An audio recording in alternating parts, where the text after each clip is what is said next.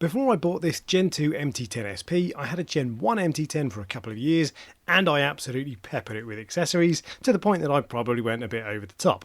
And while I was still happy with the way it turned out, I think I've taken a more considered approach with my Gen 2, so today I'll show you what I think are the 7 best mods for the Yamaha MT-10 without going over the top and without spending thousands of pounds unnecessarily. First up is the Pyramid Moto side panels. I really like the way the side fairings looked on the Gen 1 MT-10 and I always felt the Gen 2 looked unfinished without them. Now at £250 these panels are quite expensive and you can get half price knockoffs from AliExpress, but the colour is a perfect match and they look and feel good quality. Now they were a bit of a faff to install, but otherwise the only thing I don't like is that they make me want to buy the expensive matching rear hugger. Next up is the Yamaha heated grips, and I chose the official Yamaha grips because they're quite subtle. There's no bulky control box and there isn't even an on-off button on the grips, so they are completely stealth.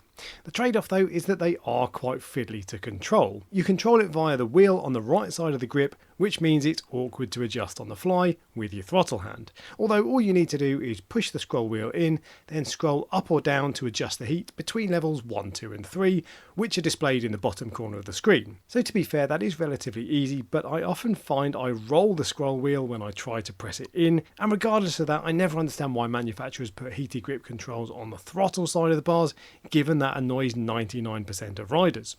The bike remembers your last setting when you turn it off, so if you had the heated grips on level 2 when you finished your last ride, it'll come back on at level 2 the next day, which is mostly I think a good thing, but at times it can be quite annoying. But ultimately the grips do get nice and hot, so they work well, and the minimalist look is just about worth the trade-off for me. Number 3 is my absolute favourite mod, the Racefit exhaust. The pipe is full titanium so it matches the headers on the Gen 2, and I went for the carbon growler model which has an optional baffle. On my Gen 1 I tried a decal with the stock exhaust, an SC Project stubby and an Akrapovic.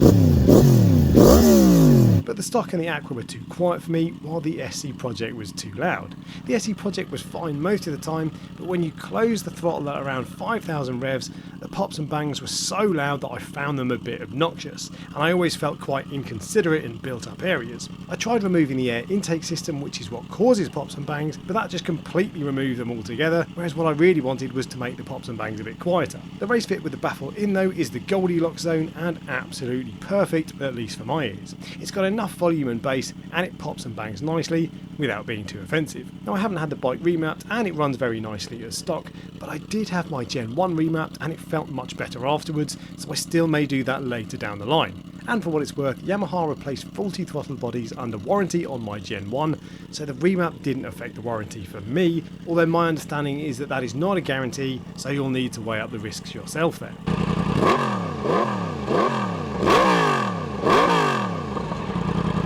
Next up are my touring upgrades in the shape of the comfort seat and the Puig dark tint screen. Now without a screen I found that my arms got quite tired after long rides at high speed, so I wanted something to take the wind off my chest. The official Yamaha screen would probably have done the same job, but I think it looks a bit funny being transparent, whereas the Puig dark tint screen looks a bit more stealth to me. I've had it for around 3 months now and it does exactly what I was after. It's at quite a steep angle so it does push wind onto your helmet, but it feels clean air to me, not turbulent, so it doesn't bother me personally, even at motorway speeds, and while it is more noisy than having no screen, I don't find it particularly noisy and I wouldn't expect it to be too noisy for most people.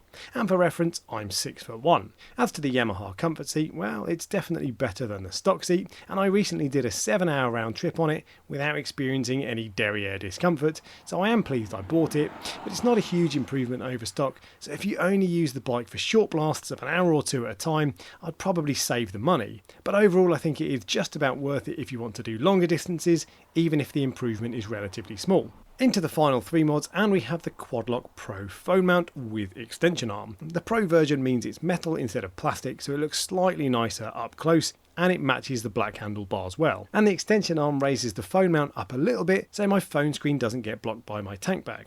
I have the anti-vibration module too. I did have an iPhone for a couple of months that didn't break, and I've since switched to a Samsung S24, which has also had no problems with the vibrations. Now for number 6 on my list, I'm going to bundle 4 small cosmetic mods together. There's the RNG pillion blanking paints that tidy up the rear end a little and save half a kilo of weight if you're into that sort of thing. Now the weight is so small it's pretty much irrelevant, but wheeling the bike around on my driveway is always awkward, so any weight saved is a bonus for me, and ultimately between this, the exhaust and a lithium battery, I've saved about 7 or 8 kilos all in, which is significant.